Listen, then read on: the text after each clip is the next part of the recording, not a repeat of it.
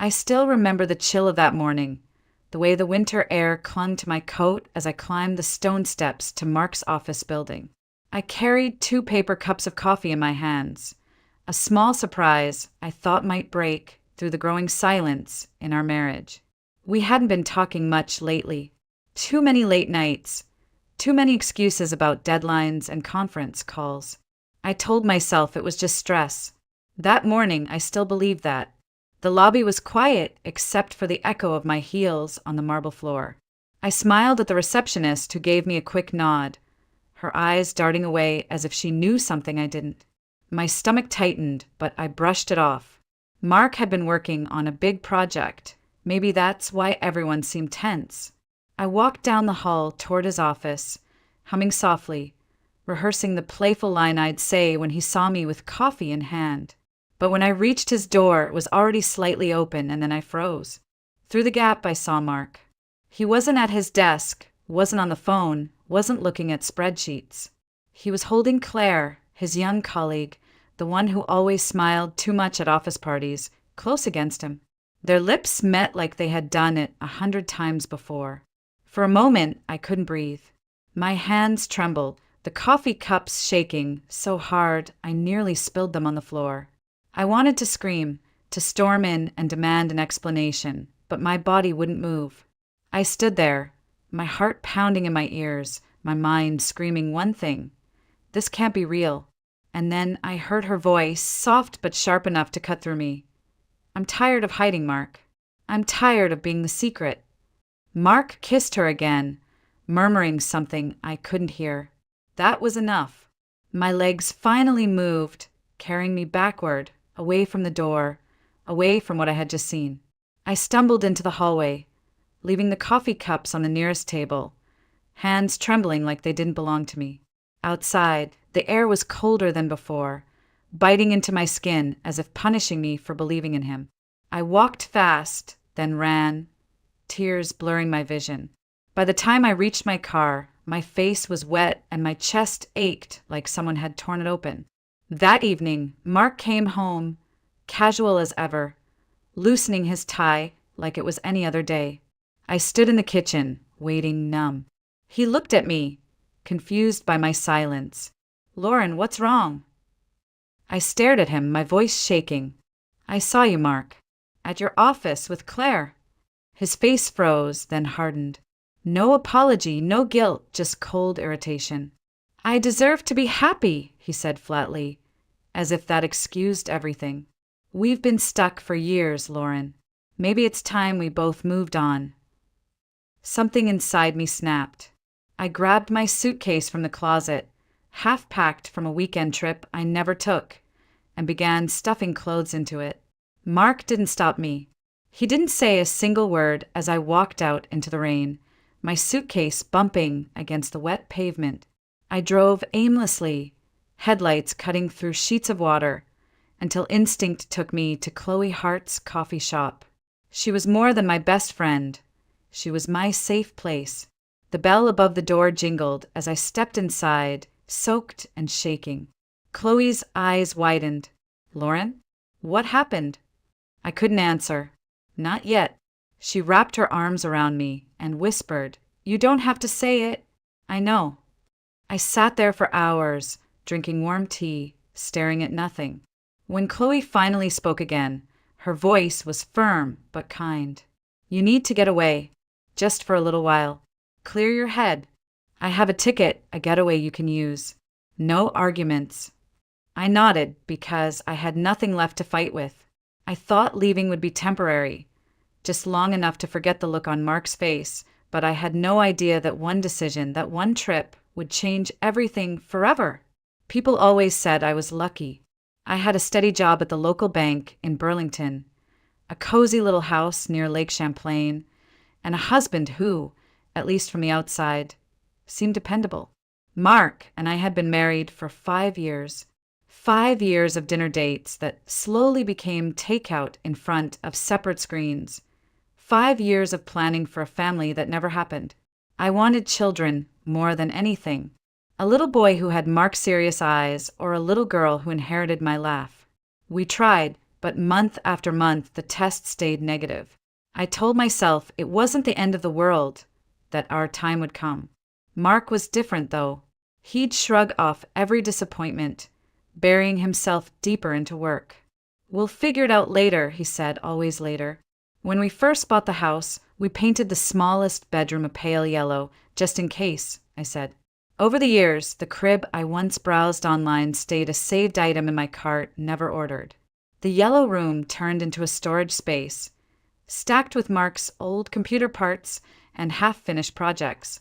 It was a quiet kind of heartbreak, one I carried alone because Mark didn't like to talk about feelings.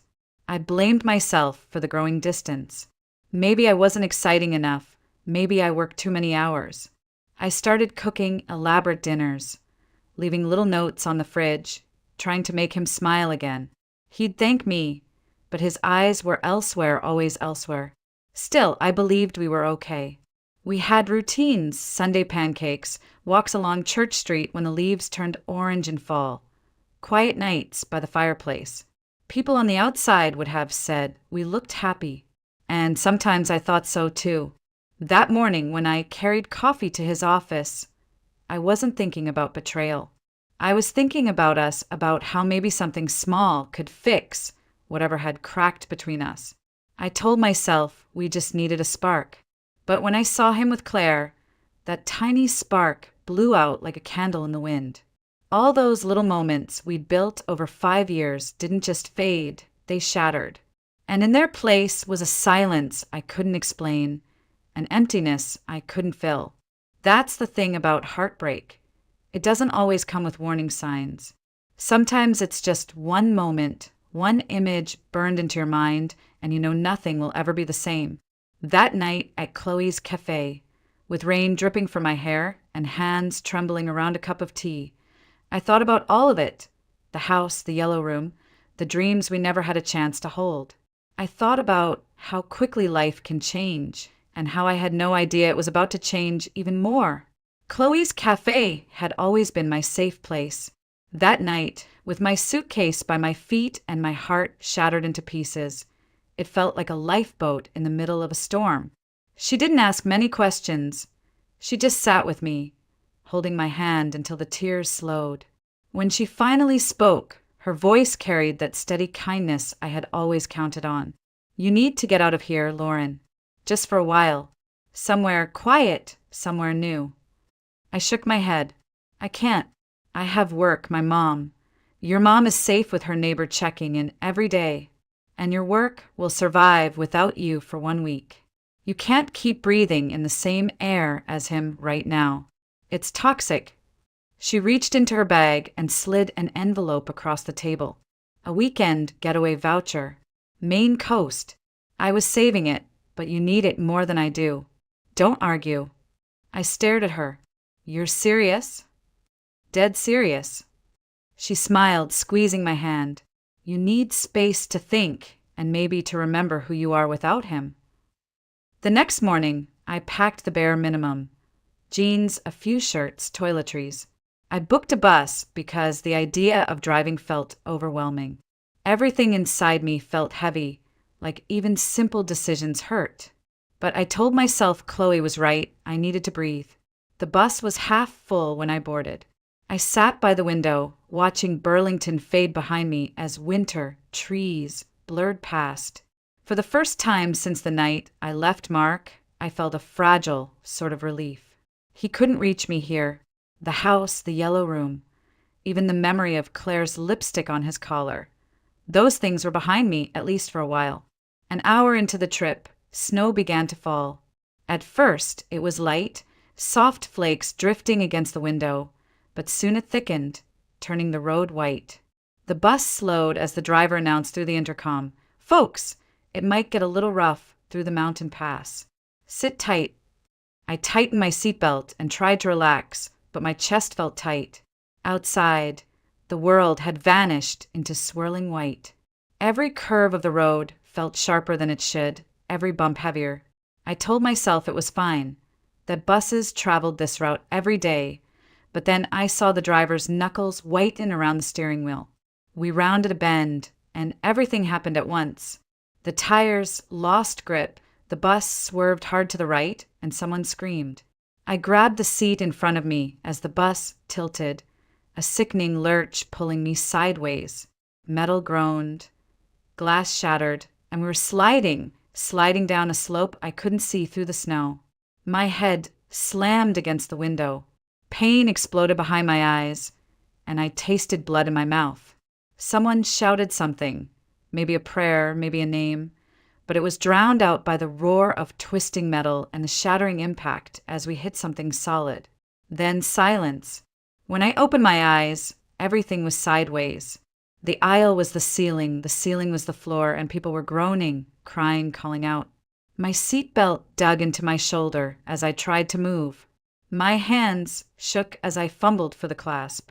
Help! Somebody help me! The voice was faint, maybe behind me, but I couldn't see. I crawled, glass crunching under my hands, pain stabbing my leg. My vision blurred, then darkened. Somewhere far away, someone was yelling to stay awake, but it felt like falling into deep water, my body sinking where nothing could touch me. The last thing I remembered was the cold, sharp and biting, wrapping around me like a warning. Then everything went black. When I opened my eyes, I expected flashing lights, paramedics, maybe the sterile brightness of a hospital room. Instead, there was soft firelight flickering across rough wooden walls. The air smelled faintly of pine and smoke, and the blankets around me were thick wool, scratchy against my skin. For a moment, I didn't know where I was. My head throbbed, my leg ached, and when I tried to sit up, a sharp pain shot through my ribs. I gasped and froze. That's when I heard footsteps, a steady, heavy rhythm, and a man appeared in the doorway. He was tall, maybe in his late 40s, with graying hair under a cap and eyes the color of storm clouds. His clothes were simple: flannel shirt, worn jeans, boots caked with mud. He carried a kettle in one hand and a first aid kit in the other. "You're awake," he said, his voice calm but deep, almost rough from disuse. "Don't try to move too fast. You hit your head pretty hard." I blinked at him, disoriented. Where am I? "My cabin, Green Mountain National Forest," he said, setting the kettle on a small wood stove. "You were thrown from a bus near the ridge. Found you by the stream, unconscious and half buried in snow. Lucky you didn't freeze before I got to you." His words hit me like ice water. The bus, the screaming, the slide down the slope. My chest tightened. The others. He shook his head slowly. "Search and rescue came for them. I stayed back with you because you were too banged up to move far. There was no cell service last night, and by the time I got back, they were gone. They think you didn't make it." I stared at him, my voice caught in my throat. "So they think I'm dead?" "For now," he said, crouching beside me. "We can clear that up later. First, you need to heal." It should have scared me that a stranger had me alone in his cabin, that the world thought I was gone, but his eyes held no threat. They held something else, a weariness I recognized. He had known loss. I could see it etched in the lines on his face. "Who are you?" I whispered. "Henry Lawson," he said simply, wrapping a bandage around my bruised wrist. "Used to teach history at UVM before I decided I liked trees better than people." Something in the way he said it made me pause. This was a man who had stepped out of the world, not because he couldn't survive it, but because he didn't want to. Days blurred together after that. Henry moved with quiet efficiency, cooking simple meals, keeping the fire alive, checking my bandages. My leg was swollen and stiff, and even small movements sent shocks of pain through me. I hated feeling helpless, hated depending on someone I had just met. One afternoon, as he helped me to a chair by the window, I snapped, "You don't have to babysit me. I can manage." He looked at me, unflinching. "I know you want to be strong, but right now, being alive is strong enough." I turned my face to the window, tears stinging my eyes. Outside, the world was nothing but snow and trees, a silent expanse that felt both beautiful and terrifying. I thought about Burlington, about Mark and Claire, and the house that wasn't home anymore. About how, for all I knew, nobody was even looking for me. At night, I woke from dreams of crashing metal and Mark's cold voice saying, "I deserve to be happy." I'd sit by the fire, clutching the blanket, until Henry came out of his small room, wordless, just handing me a cup of tea like he knew without asking. "Do you always take in strangers from the snow?" I asked one night, trying to break the silence. He gave a faint smile, the first I'd seen on him. "Only the ones who look like they've forgotten how to breathe." There was something about the way he said it, like he knew exactly how that felt. And maybe he did. Weeks passed. My injuries healed slowly, but my mind stayed tangled, knotted with anger and grief. Yet, in that isolation, without phones or deadlines or Mark's shadow hanging over me, something started to shift. I noticed small things, the way snow on the trees sparkled when the sun hit, the sound of wind through the pines like a distant ocean, the rhythm of chopping wood in the morning. For the first time in years, I didn't feel like I was performing. I was just existing, and it was enough. I didn't know it then, but this cabin, this stranger named Henry, and this silence were about to change the way I saw everything, including myself. If someone had told me I would spend nearly a year hidden away in the Green Mountains with a man I'd never met before, I would have laughed. But time in Henry Lawson's cabin didn't move the way it did anywhere else. Days slid into weeks, and weeks blurred into months, the outside world growing distant, almost unreal, as if it belonged to another life. At first, I thought only about leaving. The moment I could walk without pain, I promised myself I would find a way down the mountain and back to Burlington. But the thought of returning to what I had left behind brought no comfort. A husband who had kissed another woman like I didn't exist. A home that felt cold even before I walked out its door. Every time I pictured Burlington, my chest tightened, so I stayed silent, telling myself I just needed a little more time to heal. Henry never pried. He fixed things around the cabin, tended the woodpile, and moved through each day with a steady patience that made the silence feel less heavy. I tried to fill it with distractions, but there was nowhere to hide, not from the thoughts I had buried for years, and not from the ache I carried like an open wound. One night, as he set a steaming cup of tea in front of me, Henry said quietly, "People who come up here usually run from something." His voice was calm, without judgment, as if it were just an observation. I stared into the cup, watching the steam rise, unsure whether I wanted to answer. "From a man who forgot I was his wife," I whispered at last. He nodded, just once, like he understood everything without another word. The days followed a rhythm I hadn't known I needed. We woke with the sunrise, gathered water from the creek, cooked simple meals on the wood stove. Henry taught me how to split logs, how to keep a fire alive through the night, how to listen for the subtle change in wind that meant a storm was coming. At first, I resisted the unfamiliar chores, missing the easy conveniences of my old life. Delivery dinners, warm showers, the glow of my phone's screen filling the silence. But slowly, the silence stopped feeling like emptiness and started to feel like space I had never given myself to think, to breathe, to exist without pretending. In those long, quiet evenings by the fire, I began to see my old life clearly for the first time. I had built everything around a man who barely looked at me anymore, filling the gaps with optimism that never quite landed. I told myself marriage was supposed to be hard, that love meant staying even when it hurt. But love wasn't what I'd been protecting. It was the idea of love, the comfort of routine, even when it left me lonely in my own home. The truth hurt, but it also set something free inside me. For once, I let myself cry without holding back, and Henry never asked why. He just handed me a worn blanket and let me grieve in peace. Midway through the summer, Henry collapsed while chopping wood, the axe slipping from his hand as he crumpled to the ground. Panic shot through me, cold and sharp. I rushed to his side, checking his breathing, whispering his name like it was a lifeline. He tried to brush me off with a weak smile, but I wouldn't hear it. I dragged him inside, forced him to lie down, and spent days nursing him through a harsh bout of pneumonia. I stayed awake listening to his labored breathing, feeding him soup when he could barely sit up, reading from one of his old history books just to fill the silence so he wouldn't slip away. Somewhere in those sleepless nights, I changed. I wasn't the woman who had sat in Chloe's cafe, trembling with shock and heartbreak. I was someone who could hold another life together, even when mine felt like it was still in pieces.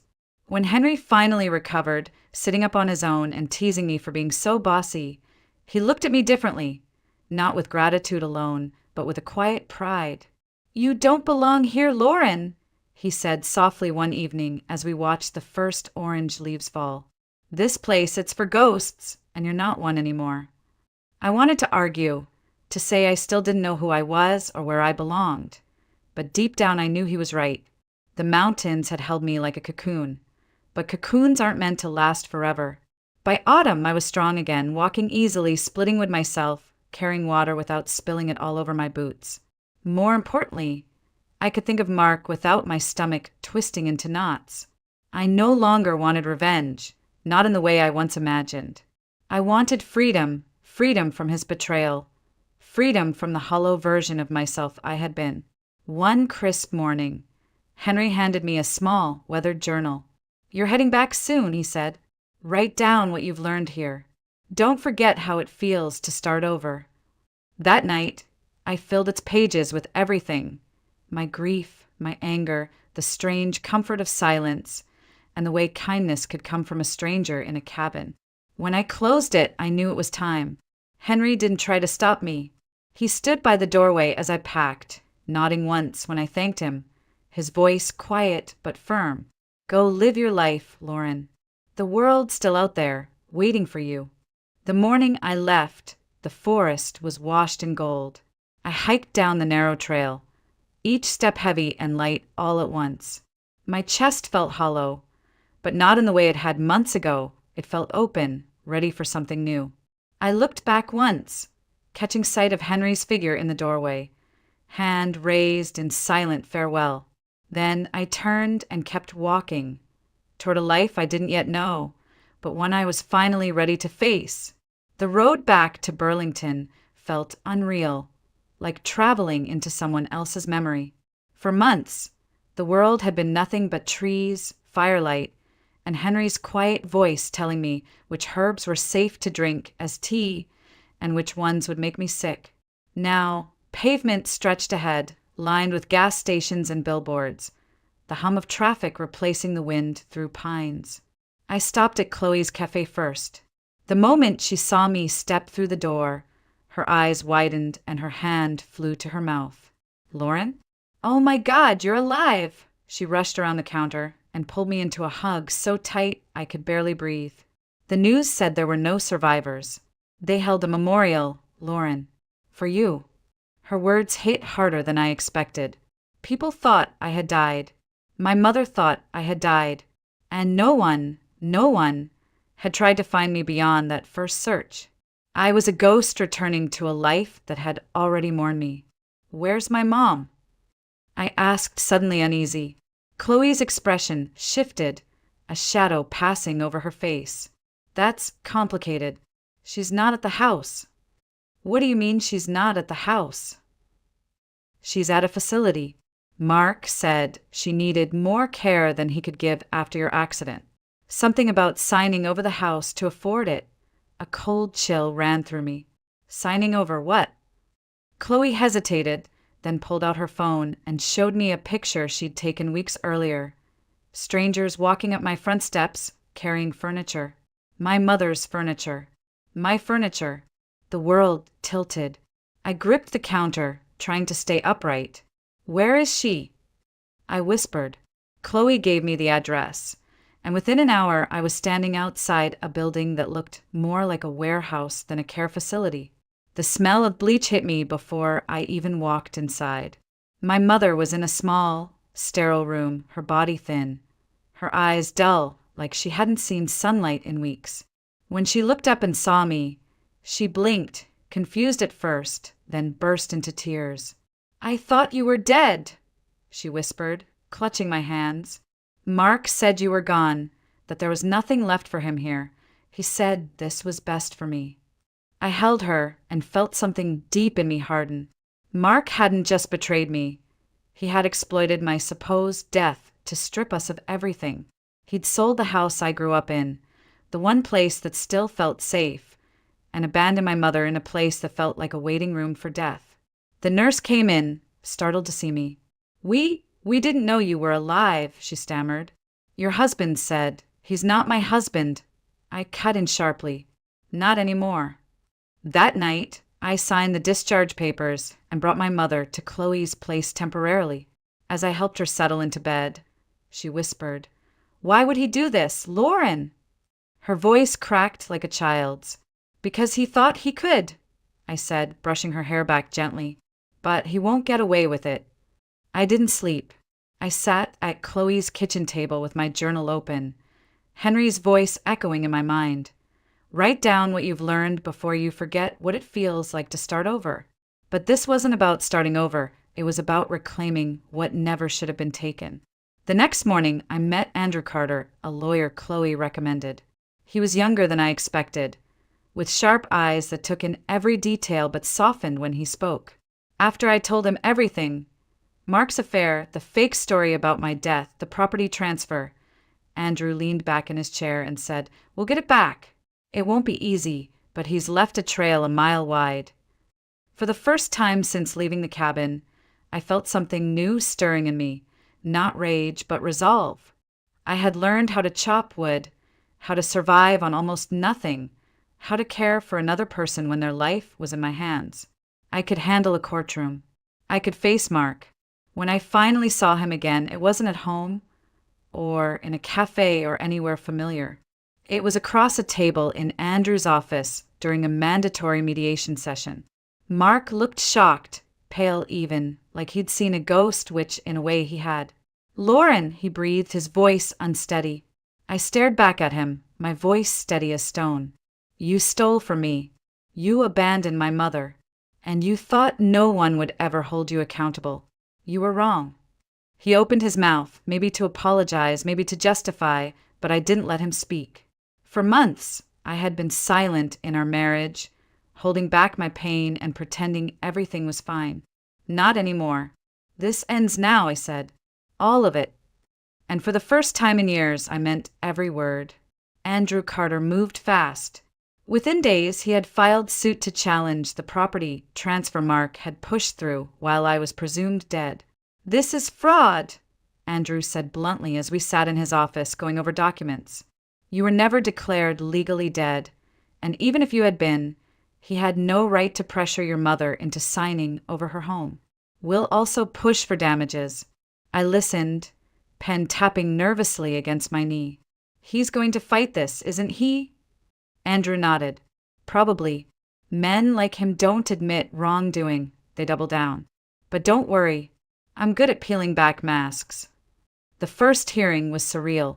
Mark sat on the opposite side of the courtroom, looking smaller than I remembered. His once perfectly pressed suits were wrinkled, his confident posture sagged just slightly. And next to him was Claire, still clinging to his arm, but with eyes darting nervously around the room. When the judge entered, everyone stood, then sat, and the proceedings began. Andrew was calm and precise, presenting evidence like a man drawing a map straight through enemy territory. He showed the timeline, the bus crash, the rushed property transfer, the facility that had no legitimate reason to take my mother in except for Mark's false statements about her condition. He even had copies of emails Mark sent to realtors bragging about liquidating assets. Mark's attorney tried to spin it as an act of compassion, arguing that Mark was overwhelmed and trying to secure better care for my mother. But when the judge asked directly, "Did you confirm your wife's death with any official authority before transferring her property?" Mark had no answer. His mouth opened, then closed again, like a man realizing too late that there was no way out. The courtroom was silent except for the shuffle of papers. I looked at Mark, and for the first time, I didn't see the man I had married. I didn't even see the man who betrayed me. I saw someone who had built his life on shortcuts, someone so sure no one would ever call him out that he'd grown careless, and now it was all unraveling. When I took the stand, my hands trembled at first, but then I thought of Henry's quiet strength, the way he said I wasn't a ghost anymore. I told the court everything. The betrayal, the bus crash, waking up in a cabin while the world thought I was gone, and coming home to find my mother abandoned. My voice grew stronger with every word. Mark refused to look at me as I testified. He stared at the table, his jaw tight, while Claire fidgeted beside him. By the second week of hearings, the cracks in Mark's defense widened. A former neighbor of my mother testified how she saw Mark loading furniture into a moving truck 2 days after the accident. A nurse from the facility admitted under oath that Mark said I had no living relatives able to care for his mother-in-law, and that he needed to secure her assets before creditors stepped in. Every lie he told became another nail in his case. Finally, the judge ruled. The property transfer was null and void. All proceeds from the sale had to be returned, and Mark was ordered to pay damages for emotional and financial harm. I felt my knees go weak, but Andrew's hand on my shoulder grounded me. "We won," he whispered. Mark stood there, pale and speechless, as if the air had been sucked out of him. Claire let go of his arm, muttered something under her breath, and walked out before the judge even left the bench. As people filed out of the courtroom, Mark finally looked at me. His eyes were red, maybe from anger, maybe from shame. "Lauren," he said softly, almost pleading. I stepped closer, but not out of compassion, out of finality. "You had everything," I said quietly. "A wife, a home, someone who believed in you, even when you didn't deserve it. And you destroyed it all because you thought you could get away with it." He tried to speak again, but I cut him off, my voice steady and clear. "This is where it ends. I don't hate you, Mark, not anymore. But I will never forgive what you did to my mother." His shoulders slumped, and for once there was no arrogance left in him, only silence. Outside the courthouse, reporters asked questions, but I ignored them. This wasn't about headlines. This was about finally closing a door that should have been shut long ago. That night, back at Chloe's cafe, I sat with my mother, who smiled for the first time in months. "You look lighter," she said softly. "I am," I told her, and for the first time I truly believed it. The first morning after the ruling felt strangely quiet. No court dates looming, no lawyers calling, no restless nights rehearsing what I'd say when facing Mark again. Just silence. Not the heavy kind I'd lived with for years, but the soft kind I'd learned to love in the mountains. I moved my mother back into Chloe's guest room for a few weeks while we figured out the next step. She was weaker than before, but her eyes brightened every day as if she'd been pulled out of a shadow. "It feels like I'm waking up," she said one evening as we sat drinking tea by Chloe's kitchen window. "Like I was gone for a long time and didn't even know it." "You weren't the only one," I whispered, squeezing her hand. "But we're both awake now." Andrew Carter checked in more than any lawyer had to, bringing over papers for me to sign and groceries when I forgot to shop. At first, I thought it was just kindness, but there was something in the way he lingered, asking how I was holding up, listening without rushing to fill the silence. He'd been through his own divorce, one that left scars you couldn't see, and there was an unspoken understanding between us. One evening, after my mother had gone to bed and Chloe had closed up her cafe, Andrew and I sat outside under the porch light. The air smelled like rain, and the sound of distant traffic hummed softly against the night. "You know," he said, looking at me with that calm, steady gaze, "you could stay angry forever and no one would blame you. But you didn't. You chose to fight for what mattered without letting it poison you." I smiled faintly. I had enough poison already. I didn't want to carry it any longer. Andrew nodded, then leaned back, hands in his pockets. "That's rare, Lauren. Most people can't let go." I looked at him, the porch light casting a soft halo around his hair. I had help, someone who reminded me I wasn't a ghost anymore. Henry. I thought about him often, the way he quietly taught me how to live differently, how to breathe without fear, how to let the silence teach me instead of suffocate me. I sent him a letter the week after the ruling, telling him everything about my mother, the court case, and how I had started to feel alive again. I didn't expect a reply, but one came anyway.